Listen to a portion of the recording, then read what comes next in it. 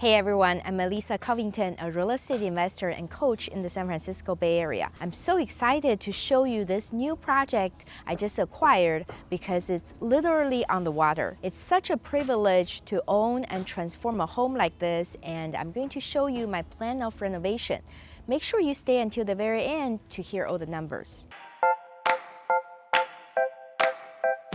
The front yard is relatively well maintained. There's a lot of bushes, but they seem to have been regularly trimmed, but there's just a lot of them. And even though the yard is big, the bushes make it feel tight. There are some nice features like this cherry tree that we definitely want to keep, but these bushes are just getting too much and we plan to remove them, so maybe we can fit a nice lawn in the front to add some color and also give the front yard some dimension. Towards the house, there's some ivy and also bigger bushes that we're probably going to either trim down or replace with smaller plants. The home exterior has definitely seen better days. There's a lot of dry rot and also uneven surface. It's interesting that I actually transformed another home that looks almost exactly the same as this one. So that gives me a good idea of how we're going to renovate the exterior. If you're interested, check out this video here. So on the outside, we definitely want to fix all the dry rot and also repaint. And we're likely going to replace the garage door and the front door and just replace all the windows as well to give it a fresh look. Welcome. To give you a little bit of orientation, on your right side are the bedrooms and bathrooms. Straight ahead is the family room, and then we have the kitchen all boxed in here, and then the grand living room. So when you're in the living room, it feels kind of weird to have this wall here. It's kind of in the way of you appreciating this grand space. It also makes the entryway feels tight. So we plan to remove it. Because it's not supporting anything, it should be a pretty easy process. And then in this space, you'll notice this huge window on top of the front door and the vaulted ceilings that are very high. So these are all very desirable features and going to give this house a wow factor. Right off of the entryway is this formal dining space. It's of a good size and it's very grand due to the high ceilings, but it doesn't really flow very well to the kitchen because there's only this small double doorway that lets you see the kitchen. We thought about removing this wall to open up the flow, but unfortunately this wall is so big and tall and load-bearing. We decided to close off this doorway instead and make this part of the living room, because we have additional space on the other side that can be used for dining. The first thing you notice going into the living room is it's sunken. And that's such a 60s or 70s feature that people don't appreciate anymore.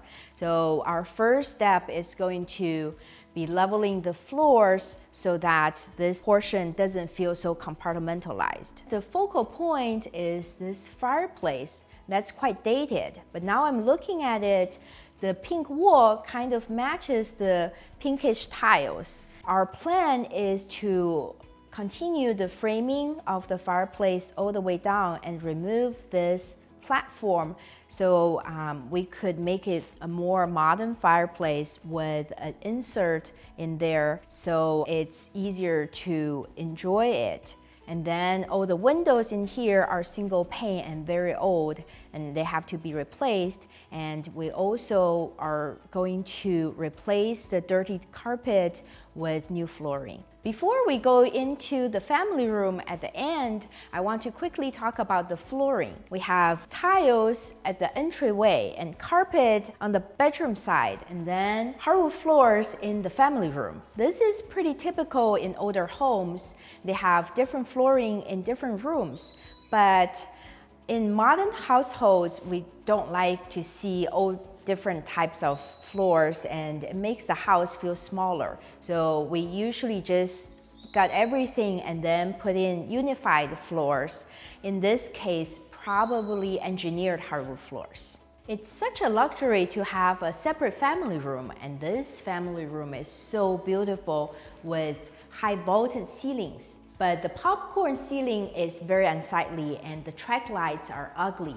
So we plan to take them out and put in new recessed lights. There's another fireplace here. In California, people don't actually use fireplace that much because the weather is mild all year round. So this one definitely doesn't have to be here, and it's also taking up a lot of space and prevents you from using this wall space and the floor space efficiently. So we plan to remove it and just sheetrock the walls so that you can use this to put furniture or some artwork.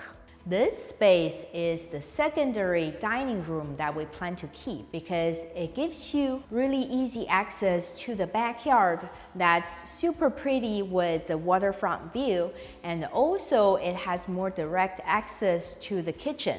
Right now it doesn't look it, but once we remove these cabinets, the flow is going to be so much better. With the main living space so grand and beautiful, this kitchen is quite sad and small. This highlights how different people use the kitchen in older times versus modern days. In older times, people like the kitchen enclosed and small, but in modern days, we really want the kitchen big and grand and also open. So we already talked about our plan to close out this doorway here because this wall is load bearing. So then we are going to have the kitchen this way as L-shaped, and then we want to open up this part here to have better flow with the dining room. And then we also want to remove this wall altogether that's separating the hallway. So then we can have an island over here and make this kitchen way open and also the center of entertainment in the home. With all the high ceilings in this home, it's kind of surprising to find extra short vanity toilet in this guest bathroom. And in this shower, we have a soffit on top that we plan to remove, and also the very dated small square shower tiles and floor tiles have to go as well. And one amazing feature that I find in this bathroom is this huge skylight. It gives me the feeling that I'm seeing the light at the end of the tunnel. And it's kind of a dramatic feature that we plan to keep. It also makes this bathroom quite interesting. This first bedroom has two entrance points, with one being this double door right by the front entrance. It might be tempting to keep it as is and use it as an office. But in my experience, an office just doesn't function as well as a bedroom. And when buyers make purchase decisions, they really want a true bedroom. So we're going to close off this doorway and remove the popcorn ceiling and put in a ceiling light, and also remove the dirty carpet. And these are the type of decisions that can help you maximize the value of your flip. And if you're interested in learning them, make sure you check out Transform Flipper Academy. The laundry room at the end also acts as the mudroom because it connects to this very spacious two-car garage. So in here, it continues the pink theme. We have pink cabinets, pink wallpaper that are both very old and have to be removed. And we also need to put some new tiles to replace the squared dated tile. Judging from the faded pink wallpaper, this may have been a girl's room before. So in here, we are going to remove the ceiling popcorn, put in new ceiling light, remove all the wallpaper, and refinish or replace the old carpet with new flooring. And then it also needs a new closet door. This other bedroom is also pink on the inside, and it shares a similar scope of work, but there is some mildew spots in the closet that needs to be thoroughly cleaned, or the sheetrock may have to be replaced. This primary bedroom is huge. This section can be for the bed like they had it originally. And then over here, there's additional space that can be used for a seating area overlooking the beautiful backyard. Of course, we want to take out all the popcorn and the wallpaper, but I noticed that these two bedside lamps, it's kind of a trend that's coming back nowadays, but unfortunately the lights are very traditional and they can't be saved. So now we are at the entrance to the primary bathroom, and there are two standard size closets and then a large dual vanity and a water closet in the back with the shower and the toilet. So there's a ton of wasted space in here, and you know me that I hate wasted space. So we're going to reconfigure the layout and move the dual vanity from there to this side.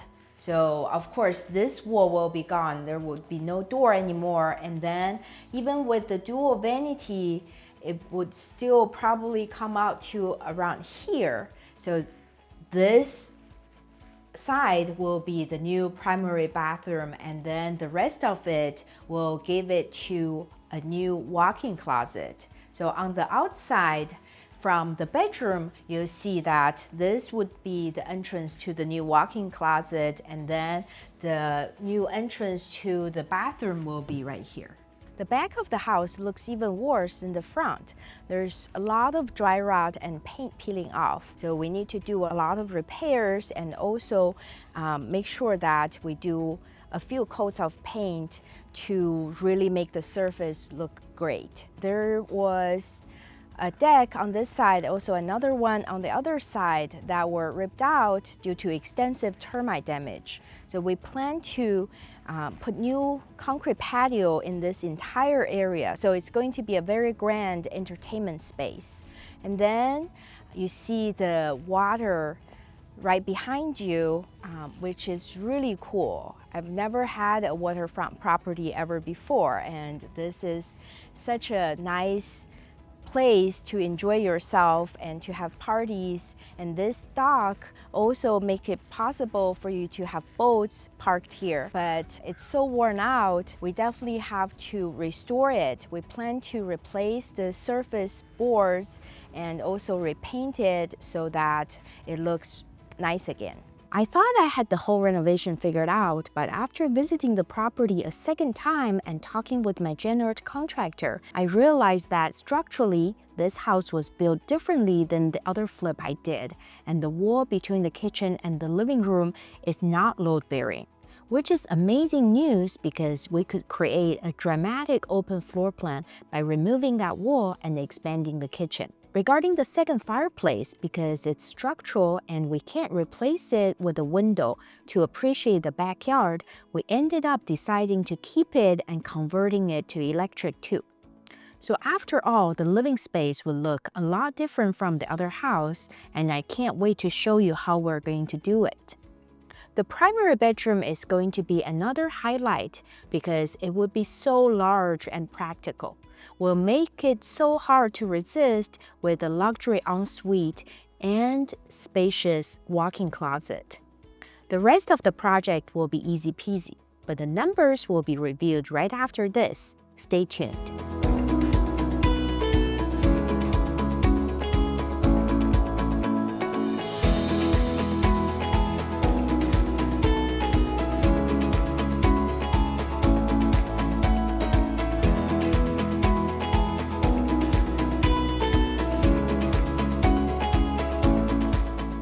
I hope you enjoyed this tour to this one-of-a-kind waterfront property. So now let's get to the numbers. I purchased this flip for $2.6 million, and we plan to put about $250,000 into the renovation. And the estimated after repair value is going to be $3.5 million, and there will be some good margin in there. If you enjoyed this video, give me a thumbs up and subscribe to the channel. Thank you so much for watching. See you next time.